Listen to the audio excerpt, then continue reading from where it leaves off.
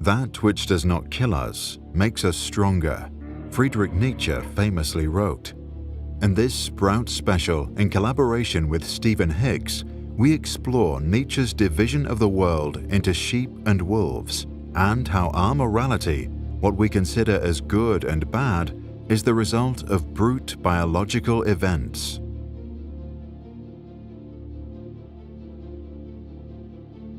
Part 2. Sheep and Wolves. Nietzsche says, all of organic nature is divided into these two types of species, those who are naturally herd animals and those who are naturally loners, those who are prey and those who are predators.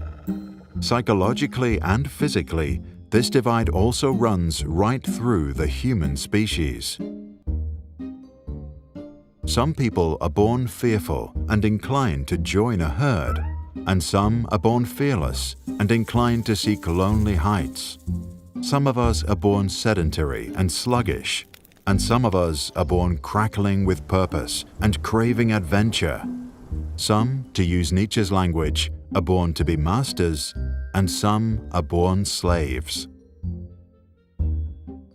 There is a brute biological fact here. Our traits are evolutionarily bred into us. Just as a sheep cannot help but be sheepish and a hawk cannot help but be hawkish, each of us inherits from our parents a long line of inbuilt traits. The master types live by strength, creativity, and independence. They respect power, courage, risk-taking, even recklessness. It is natural for them to follow their own path no matter what, to rebel against social pressure and conformity. And, by contrast, the slave types live in conformity. They tend to passivity, dependence, meekness. It is natural for them to stick together for a sense of security, as herd animals do. Nietzsche then turns to morality, good and bad, right and wrong. For a long time, we have been taught that morality is a matter of commandments set in stone thousands of years ago. Not so, says Nietzsche. What we take to be moral depends on our biological nature, and different biological natures dictate different moral codes. Think of it this way. If you are a sheep, then what will seem good to you as a sheep? Being able to graze peacefully, sticking close together with others just like you, being part of the herd, and not straying off. What will seem bad to you?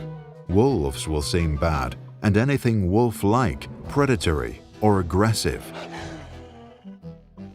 But what if you were a wolf? Then strength, viciousness, and contempt for the sheep will come naturally to you and seem good. There is nothing the wolves and the sheep can agree on morally. Their natures are different, as are their needs and goals, as is what feels good to them. Of course, it would be good for the sheep if they could convince the wolves to be more sheep-like, but no self-respecting wolf will fall for that.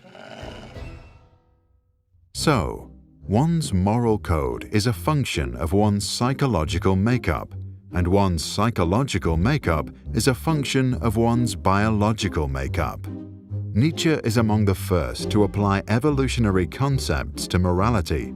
Moral codes are part of a biological type's life strategy of survival, and the more one looks at the history of morality evolutionarily and biologically, the more one is struck by dramatic changes in moral codes across time. And this is the key problem, Nietzsche argues, for the historical record shows a disturbing inversion. Formerly, we prized above all excellence and power. We looked down upon the humble and the lowly. Yet now, the meek, the humble, and the common man are the good, while the aggressive, the powerful, the strong, the proud are evil. Somehow, the morality of the weak has become dominant, and the morality of the strong has declined. This moral inversion is dangerous.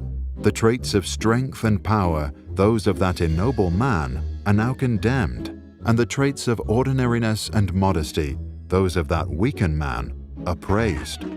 Morality, accordingly, has become a bad thing, or, more paradoxically, morality has become immoral.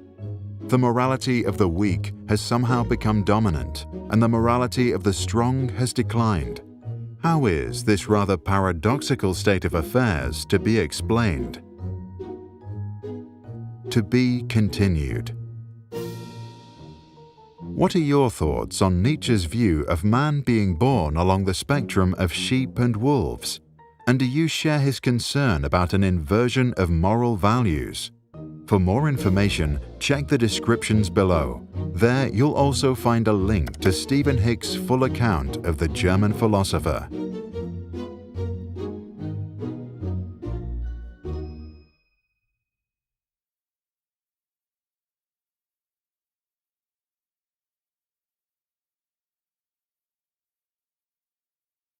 This and all other Sprouts videos are licensed under Creative Commons.